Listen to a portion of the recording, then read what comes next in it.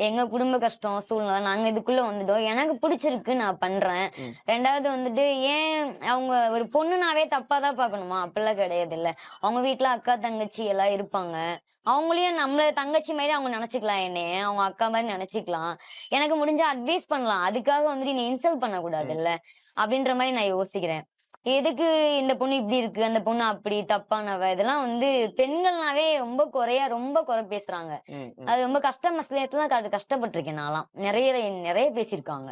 என்ன இவ அப்படியா? இவலாம் என்ன ஆளு? இப்படிலாம் பேசியிருக்காங்க. நான்லாம் எப்படி சொல்றது? நான் எடுத்துக்குவேன். உள்ள எனக்கு கோவம் தான் வெளிய காமிச்சுக்க மாட்டேன் நானு. ஓகே.